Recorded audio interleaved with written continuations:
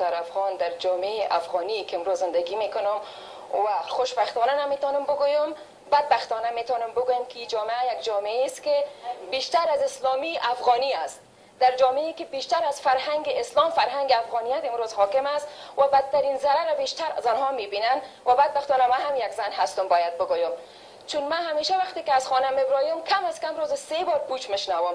اگر کمش حساب کنم در غیر از او 10 بار خودمی هست. از درایور سرک من پوچ میشنوم، کسی که از سرک تیر میشه من پوچ میشنوم، حتی از طفل 2 ساله هم من پوچ میشنوم. مرد پیری که با عنوان پدر چی که پدرکلان من هم باشه او هم به من فحش میده. بنابراین من صرف یک گفتنی دارم به مردم ما، به ملت ما، خاصتا به شهروندای کابل که آیا این شهر اوباش ها شده؟ آیا در اینجا انسانیت کاملا خاموشی رفته؟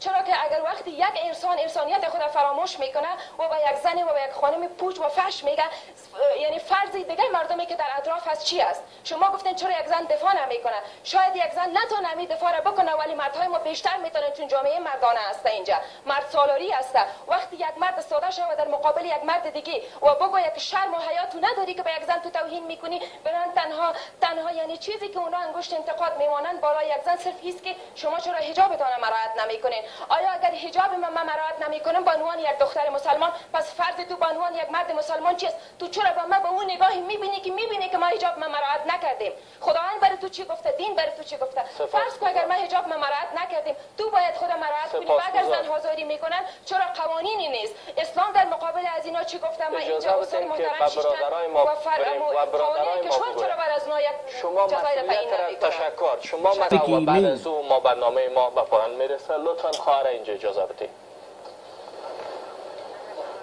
بسم الله الرحمن الرحیم. مطهره پروانی هستم، متعلم صنف سیوم پانزده حقوق و علوم سیاسی پوهنتون کابل، بخش اداری و دیپلماسی. ما میخوایم یک اشاره کوتاهی در مورد موضوع برنامه کنونی داشته باشم. به نظر من یگانه عاملی که باعث آزار و اذیت زنان در افغانستان میشه عدم آگاهی و یا عدم آگاهی از فرهنگ درست اسلامی است. چنانچه میگن که حجاب مسئولیت است نه محدودیت. پس وقتی یک زن مسلمان، یک خواهر مسلمان حجاب درست اسلامی را مراعات بکنه، هیچگاه مورد آزار و اذیت قرار نخواهد گرفت. چنانچه ما 12 سال مکتب در بهترین لیسه شهر کابل یعنی لیسه ملاله فارغ شدیم و به درجه اول ما فارغ شدیم و همچنان در کنکور ما 321 نمره گرفتیم و امروز هم در پانتون مبارزات ما ادامه داره و تا امروز هم ما در پانتون کابل، یک جایی که همه میگن او فیشنتون است تا که پوهنتون باشه، ولی ما تا امروز به آزار و اذیت مبتلا نشدیم. یعنی مدمت کابل در مهد کابل بودیم. صحبت‌های خود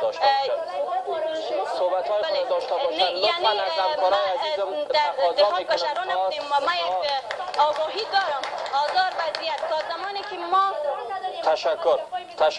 تا زمانی که ما هر قدر ما درمان ما فقط در اسلام است، در فرهنگ اسلامی است. تا زمانی که ما هر قدر کنفرانس ها گرفته میشه به یک نتیجه کلی نمیرسیم، چون که ما از فرهنگ خود دور شدیم، از درمان حقیقی ما دور شدیم، از قرآن ما دور شدیم و از سنت رسول اکرم صلی الله علیه و سلم. سپاس فراوان از همه دوستای عزیز، از مهمانانی که در این